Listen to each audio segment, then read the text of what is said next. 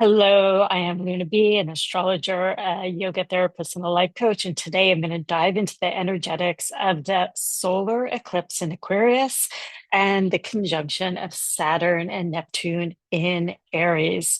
So these are two extremely big transits that are happening. Eclipses happen twice a year.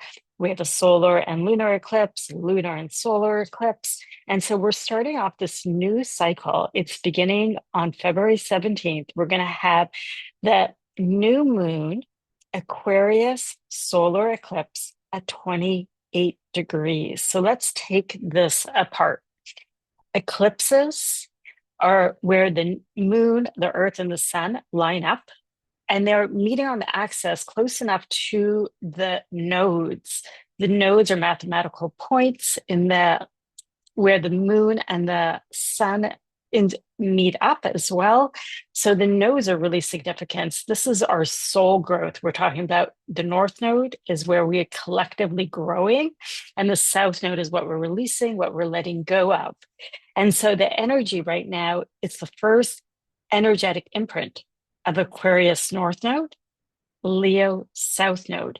And this is the new eclipse cycle for the next 18 months. And we're just beginning it. So let's get into some of the energy. Who and what does Aquarius stand for? Aquarius is the fixed air sign. They stand for the collective. They are the innovators, the out of the box thinkers. Quick thinking, really, really quick thinking is Aquarius. They're for the people.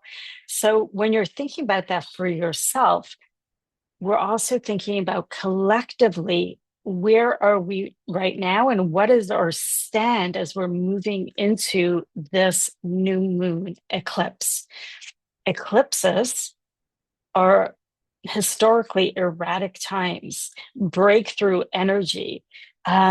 They could also feel dark because actually, if the sun is blocked out by the moon and the earth, so we have that ring of fire around the sun. So hopefully, some of you guys will be able to see the ring of fire, and it's like light out moments. Our lights are out for a moment so that we could go within ourselves into the darkness. And I wanted to share with you what the Sabian symbol is for this Aquarius new moon.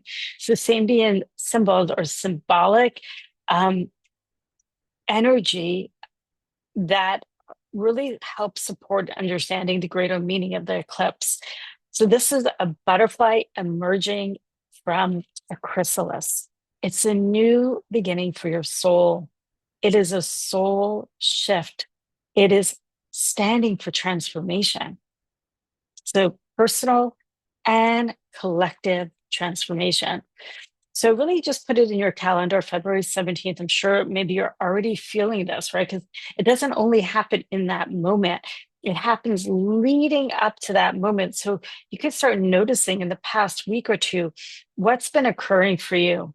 And the planets that rule this new moon in Aquarius are Uranus, which is going to be squared the new moon during this time. So, really, again, this energy of what is shaking up, what is breaking through, what is suddenly we're aware of. Oh, like an aha moment and collapse of the old. And Saturn is structure. And I'll talk a little bit more about Saturn in a minute. So, these are the two co rulers of this new moon. And so what you could do is look at your chart. Where is 28 degrees of Aquarius? What house and what does that mean? And if you're interested to get a deep reading around this eclipse, around this time, it's such a potent time. You could reach me, you could comment below, or you could email me at brandysaffron@gmail.com. So let's talk what happens after this eclipse. After this eclipse, Mercury goes retrograde. So it'll give us that time that we need and our nervous system reset to slow things down, to really allow that energy and that imprint to go within. So carving out maybe slowing down time, we all need that. And then on February 20th, we have Saturn and Neptune meeting at 0 degrees Aries. Aries is a world point axis.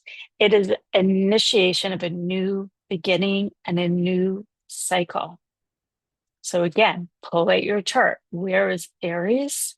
0 degrees. Where does it land? What house? So these are really important things to really understand. Aries is leadership, bold, authentic, true to themselves, taking a stand, beginning something new. And the sign Saturn brings structure, wisdom, methods, commitment. Um, who and what are we standing for collectively and personally? What are we daring to believe in for the new earth? And Neptune as the energy of unconditional love. It is harmony, it is expansion, it has no boundaries, and is the energy of dreams. So we're looking at what is the dream that you are committing to manifest. You might not know right now, but there's this new seed that we get to start planting new seed potential into at this time. Um, it's a lot. So I'm curious how you have been feeling. What breakdowns have you been experiencing? For me, my back went out, which is unusual for me. And I was like, oh, structure. So where in my body do I need to refine certain structures? That's one thing that's been coming up for me. Also, when Mercury was talking to the North Node in Pisces at the beginning of last week, our car broke down. I had a lot of aha moments. So I really want all of you to start thinking about what has been coming up for you. Start journaling. What is really being shown that you can't hide from? You can't hide from this any longer. Where do you need to speak up and use your voice? So Aries is really taking a stand out of comfort, into authenticity, into doing it for the greater good. And so these are big, big movements, big momentum. During the eclipse time, a lot of people, they say we're not really setting new intentions for the new moon, but really something simple, something grounding, because the energy is so, so strong. And like I said, the eclipse not only is on the day, the eclipse energy could last up to a year.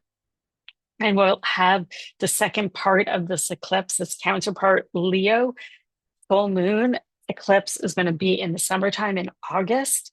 So until that eclipse is complete, is the other half of this eclipse. And we're going to have the continued journey of the Pisces Virgo axis. We're going to have a Virgo full moon on March 3rd, which will also be a lunar eclipse with the South Node. So again, it's going to be an invitation that at that point to do greater release work on what you have been working on, especially with Virgo. It's the critic, it's the judge, it's the perfectionism, and stepping again into the energetics of unconditional love and acceptance. So I hope that this was supportive for you. If you have any questions, just comment below.